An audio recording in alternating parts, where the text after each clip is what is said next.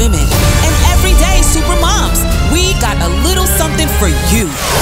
It's Eva's Corner on the Ricky Smiley Morning Show. All right, Ricky Smiley Morning Show, 12 before the top of the hour, y'all. Eva, what's up? Good morning, Ricky. Good morning, everyone, and welcome to Eva's Corner, where we talk about all things womanhood, motherhood, and the juiciness in between. And today, Ricky, we are talking about a house divided. Now, as a country, we have seen a country divided with vaccinations or non-vaccinations, misinformation, the ideas of what to and not to do, conspiracy theories, and everything. The question is, what happens when it finds its way into your home? So you heard back a few months ago, Gayle King made a statement out in public, and she said that for Thanksgiving, she's not allowing anyone in her house that is not vaccinated, point blank and period. Now, it made some people upset, saying that you can't force a vaccine, but that's her personal choice.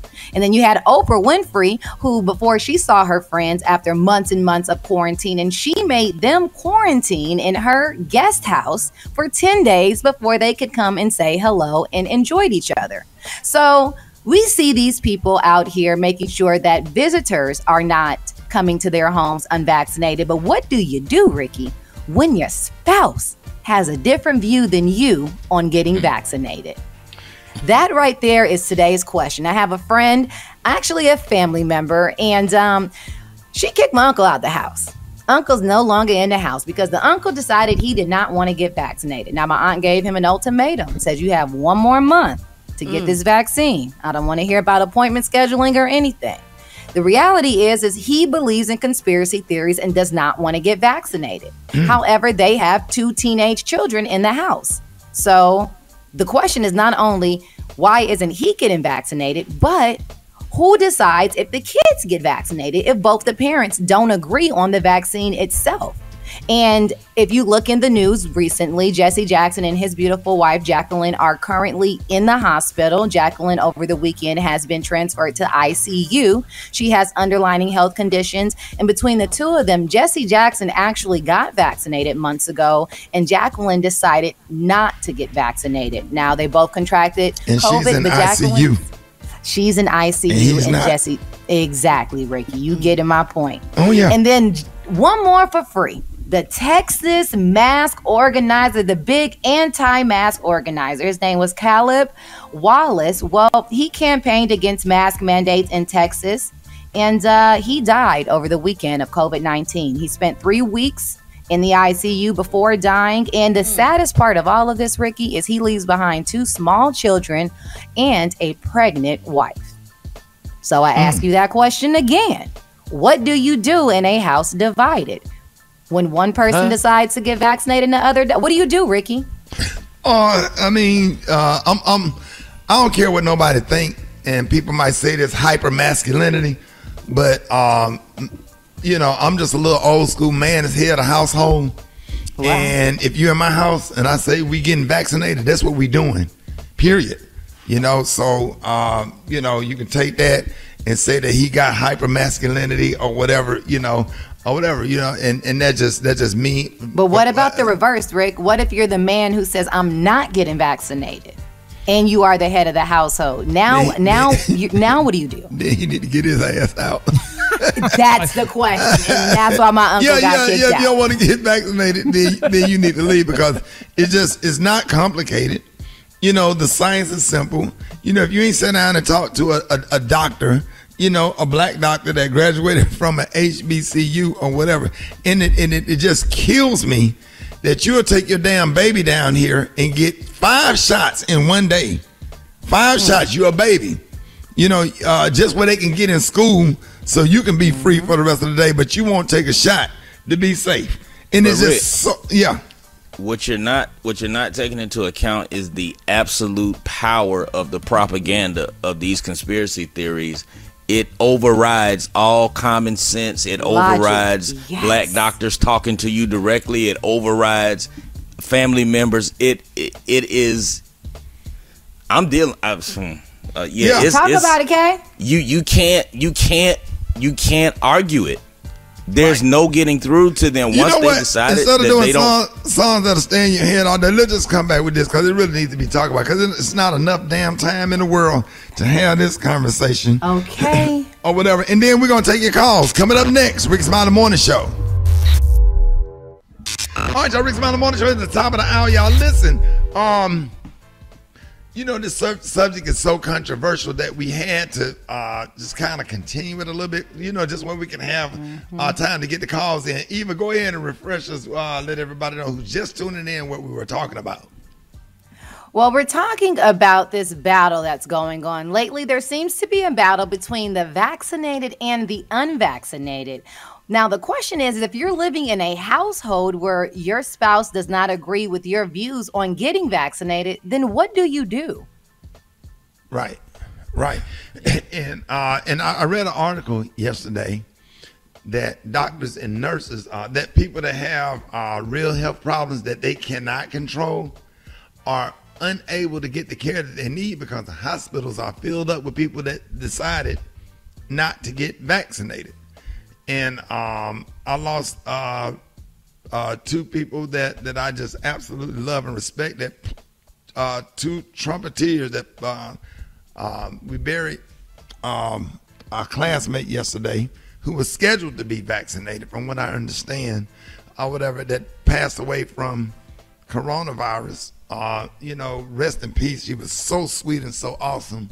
Valencia May. And then Maxwell, that played trumpet, he was our section leader at Tuskegee, and if I'm not mistaken, I think they had his funeral yesterday, or whatever, and he passed away from COVID-19. And I have a family member right now that's in ICU, in dealing with COVID, like in ICU and in a real bad way, and it's looking real bad. And we was just, this is my aunt. We were just at my niece's funeral 2 weekends ago, and she was there. And now, you know, our family is dealing with this all over again. And I just want to encourage everybody. I follow the science. We have a doctor come on here every day, graduate of Morehouse, Dr. MJ, and he just simply explained it. You know, now, how is it that you take your kids to get vaccinated where they could go to school, but you won't go get vaccinated to keep you from freaking dying? And that's just where I am. Absolutely. And whatever. And okay.